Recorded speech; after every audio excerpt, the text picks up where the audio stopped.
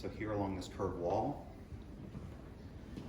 we use sort of a warm tone of light playing off this raw shikui plaster wall to accentuate our logo and these objects, but it also introduces depth to the architecture. It introduces, it exaggerates the serpentine nature of the wall.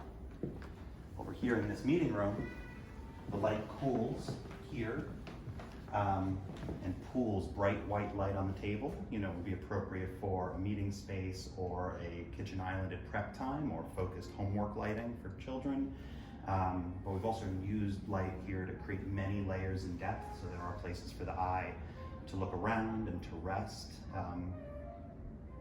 We are not putting a ton of light on the painting, and that's on purpose. This is about the table. This is about the use of that surface for one reason or another, and a little later we'll return to that painting.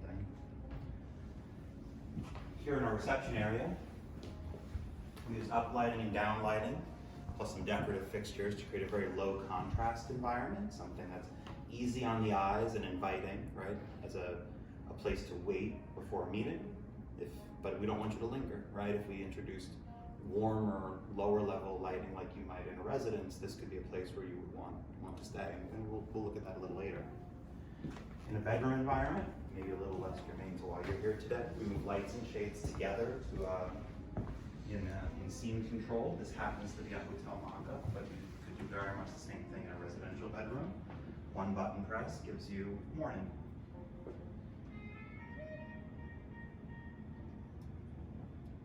As we say goodbye to the hotel room, our space was designed to be WELL V2 Platinum certified. Are you familiar with the WELL standard? So you've heard of LEED? Yes, So yeah. LEED is for buildings, WELL is for people. WELL is administered by the same governing bodies, the IWVI and the USGBC. It has to do with how people feel inside a space, since we spend so much time inside.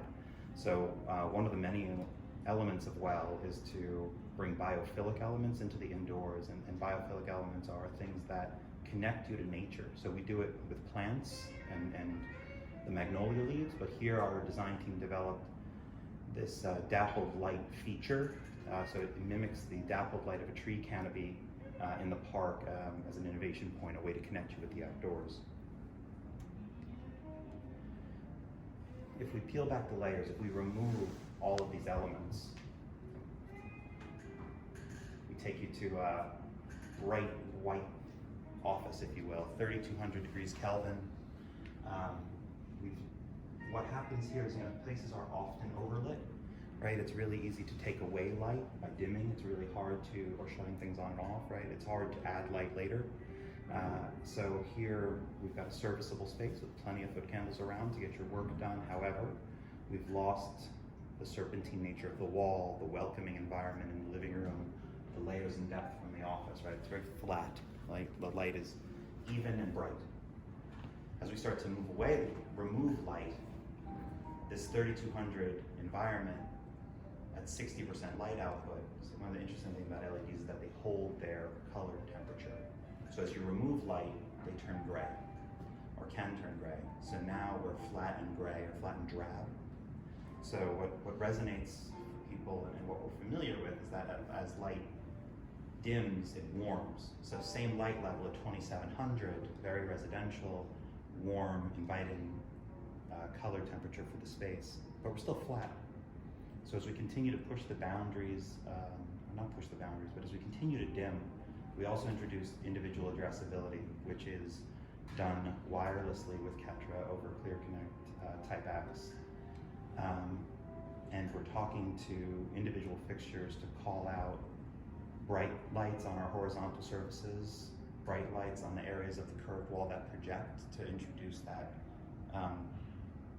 in a different way than we did earlier, to reintroduce the serpentine nature of the wall. As we push the boundaries of dimming, we come here to 1400 degrees Kelvin, which is actually warmer than candlelight at 0.1% light output. Candle is somewhere between 16 and 1700. So this is the low end of dimming of any light source. And if you find a light source and wave your hand under it, you'll see there's no shimmer or flicker because of the way we're modulating the various diodes on the chip inside the fixture to maintain color temperature and light output. This is appropriate in media space, a bedroom for pathway lighting in the middle of the night, something, it's like what you call it, night shifting your life, right? It's just like you can do with your phone. And the reason these colors of white resonate with us is that we experience them throughout the course of the day. So over the next 30 seconds, we're going to go sunrise to sunset. So here we are mid-morning, the light is brightening up in the sky, and as we head towards the midday hour, the light continues to brighten and cools off and turns to a bright white blue light in the middle of the day when you're busy. And as you head back into the office and round out your day and the light begins to recede from the sky, the light begins to warm up again as we head into the evening hours before we settle in at home for dinner with our families or out to dinner with friends in sort of the evening, the warm light of sunset. If we take all those shades of white light and spread them across the wall here from the warm light of morning to the cool light of noon and back, you see how much the color of white light affects surfaces and materials.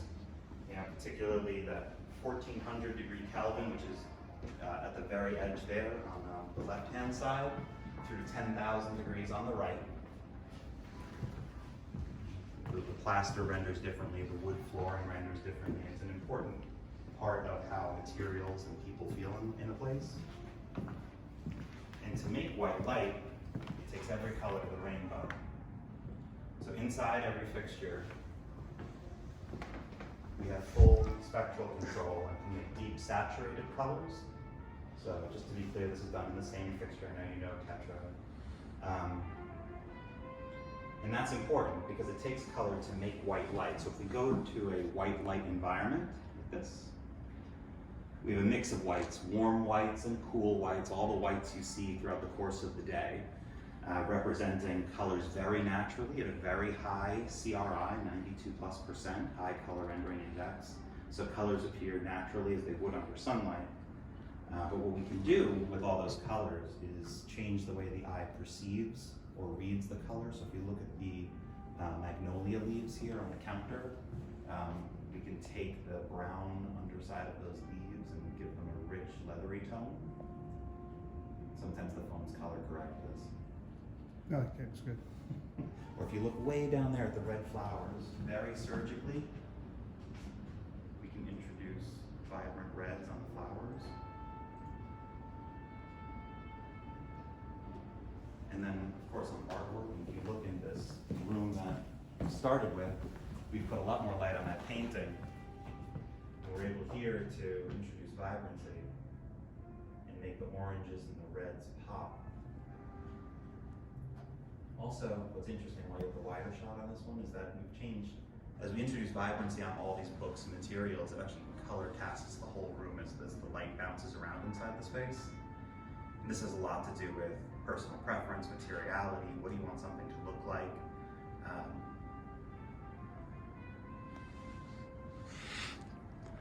The book. Oh, the book The too. book and the red flowers here as we introduce vibrancy on that bright pink Terrell book. Is the phone capturing that? Mhm.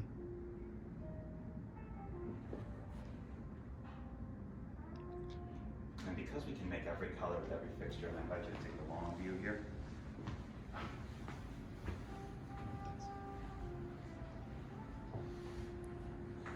We can paint the walls with light. Here we're introducing blues and warm whites and purples for a cocktail event or reception. And we're able to create any color. So here we are with pink and gold and white. From here, if we return to that bright white environment we started in,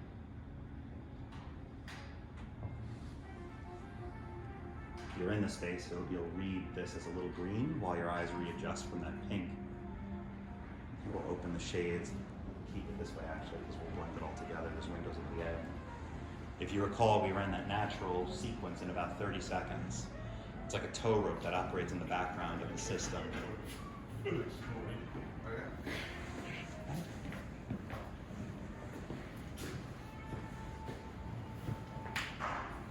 if we re-engage that tow rope and ask the light to come in here, we can match the color and quality of light inside to that outside.